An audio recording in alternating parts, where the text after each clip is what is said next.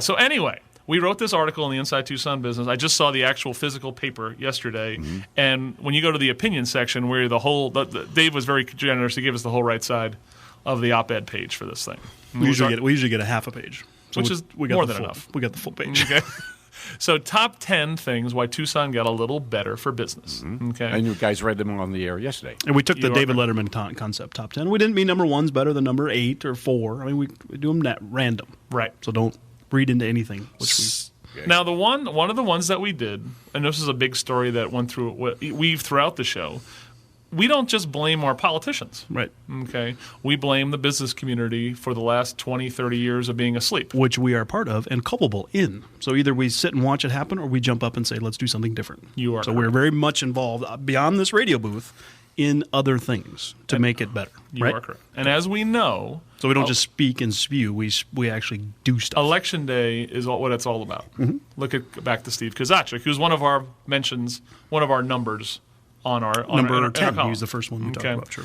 And so when we talk about what does the business community, are they feared on Election Day? Because they're not. No. Okay, and that's a problem, and that's why you get people who get into office who want to keep doing $35 million subsidies for buses that have nobody on them. Okay, that's why it's a pain in the butt to open up your burger place and a burger place downtown, which is a place you want development. Okay, development services is a mess, historic overlays, blah, blah, blah, blah, blah, blah, blah, blah. Yeah. But once in a while, and we've gotten a truckload of positive response on this, just a truckload. But you can't make everyone happy. We don't plan on making everyone happy, but we got an email. I feel a cold prickly coming on. Not a warm fuzzy. God, that means I only have like 21 minutes the rest of the show, including commercials, to do another 5, according to Joe. Right. So we got an email from a guy who didn't sign off on it. But I don't know if he realized this or not. Now, his email, which is pittsford67@gmail. Oh, sorry. I don't know. All right. Anyway, so I don't think anyone heard that. Yeah. Hit the bump button. Okay. But what happened was, I don't know if he realized his name's on it. Okay. When you email in Gmail, and if we have Gmail and you have Gmail, it shows the name you have. You are correct. Not just the email address, right? You are correct. That's the secret little So it's a Gmail insider account. deal. Yeah. Okay. So, Joe, please do a dramatic reading of the email. To wakeuptucson@gmail.com. That's us. You two schmucks forgot number 11 because it's top 10. This is number 11. I mean, we've got a lot of good salutations at email stores, but you two schmucks. I like that. Yeah, that's good. And I did a little. He is a New York guy, so schmucks works. The continued limited success of your hate radio format. So apparently limited success to make a shallow attempt to bring positive change to Tucson. I hope the Chamber, in their national search, finds someone outside the region to fill campers' shoes. Look at the baggage a local person would bring to the plate. You would crucify anyone who doesn't meet your standards for positive change. Yep. Now, is that a bad thing? I mean, positive change, we want standards for positive change. Doesn't matter where they're coming from. Yeah. I mean, he admitted we're going for positive change. We just have tough standards. Yeah, that's not a bad thing. Okay. Right. All that person would need to do is catch up on the current issues by looking at your Spiteful, Vengeful Issues archives, in our blog probably, to see what not to step in and who to avoid. That's kind of true. Yeah, it's exactly true. Pretty much. When I read that, I go, okay, so far this guy makes sense. The punch has been telegraphed, folks. I mean, we have been telegraphing this punch for 2 years. 2 years. It's all documented on TucsonChoices.com. You want to understand the community. It's from our point of view. It's just like reading the opinion page in the newspaper. If you don't like it, throw the dang thing away. Don't read it.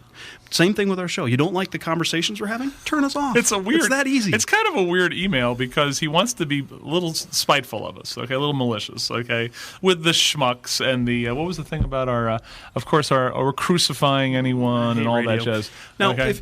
if you are part of a program or a company that is not performing, what would be the last thing you'd want to have happen?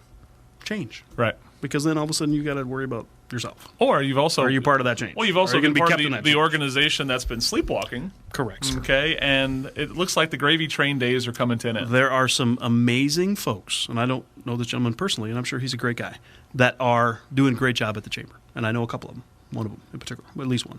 I don't know him from Adam, okay, which is kind of sad in relation to what this guy does for a living since 2001, is he's an account executive at the Chamber of Commerce.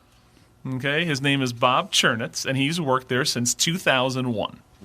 Okay, and I gotta tell you, as a guy who's pretty involved with the business, I never heard of this dude. Never heard of him either. Yeah. So anyway, I was thinking about call and forget about it. I just wanted to get this email out, okay? And now what I want to say is, just like Jonathan Walker, Bob, if you want to come on the show, Well, invite him on. There's Invite a him chair on. right here, and there's a microphone between us. okay, Let's you can talk. come on, and if you want to bang this out with us, love to have you. Let's hear the business plan. Let's hear the 5-year goals. Let's hear the objectives and how to make this the best chamber in the world, which is what we want. Yep. And we will roll up our sleeves, jump in with both feet, sit in there and help any way we possibly can because it's that critical. It's nothing. We just want this place to be a little more balanced, a little more like Sarita, a little more like Morro Valley, a little more like Marana.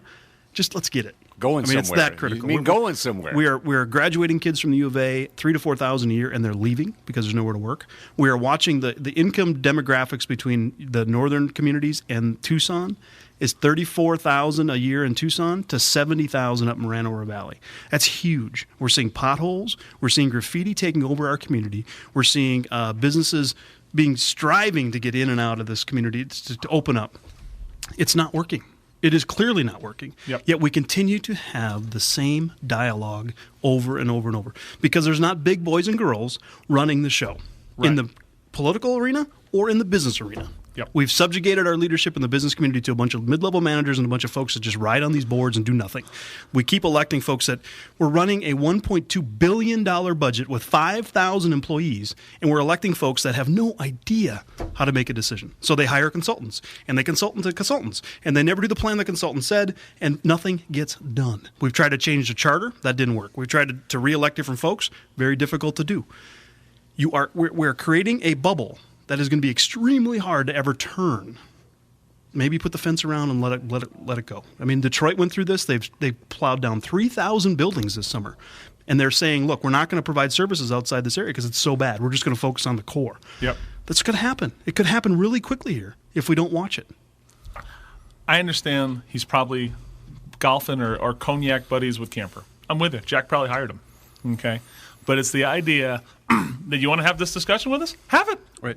We had Chuck Huckleberry on the show and had a great conversation with him for a full hour. You want that same hour? We'll give it to you. Maybe we will. Come We'll on see. in. See if he calls. Give us a call. Rumor has it, Bob, you have our email. We're ranked. Wall Street Journal ranked Tucson 95th out of 101 cities in the country to do business in. We are in the bottom of everything possible. We have no industries whatsoever other than tourism. We don't want mining. We don't want growth. What do we want? We are a great public sector workforce. How long can that continue? Yep. Eventually that implodes too because the public sector's pulling back like crazy. Let's get into, before we get to the phone calls, let's get to the idea that he's banging on us because we're looking for someone local. Okay, course, yes. Someone who's made a payroll. We've talked about Right. someone who's made a payroll. We've got someone who's got Not some, a mid-level who's got manager, some not- guts for change and maybe wrinkling a few whoosies Understands out there. the party of business, not Republican, not Democrat, party Yep. of business. Someone who has the eloquency to pull in some of these other little groups that have started over the years to pull them all together. The out-of-towner.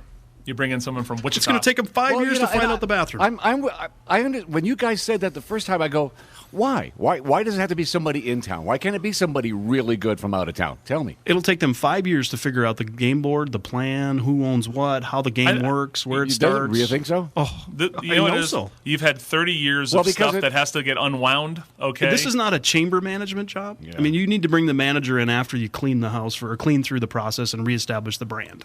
You're going to need someone in here that can solidify relationship, run it 3-5 years. Then you bring in the professional chamber manager that knows how to manage, grow a chamber. This is you got a 32-year culture that has to be changed, both internally and externally. You got a brand in this community that's not very good that you have to reestablish. You need to come in with some credibility. You need to raise money quickly. And who's going to raise money other than folks that are in this community that know the power centers that who has money? There's 10 people that raise money or give money. Yep. You need to know those 10. You need to pull them in and say, there's a new sheriff in town. We're doing this thing differently. And that's different from, I've talked about bringing in a good number two for the CVB job because Walker and Vonnie need to go. Okay, my thing is that's a different job because there's politics to it, but it's not deep. It's a marketing. marketing It's branding, job. right. It's a marketing This branding thing job. is rolling in a bunch of different stuff. You got to roll it up, and you got to just say we're different, we're new. This is the new game. So then you hand it to the chamber manager that's been doing it for 20 years somewhere else.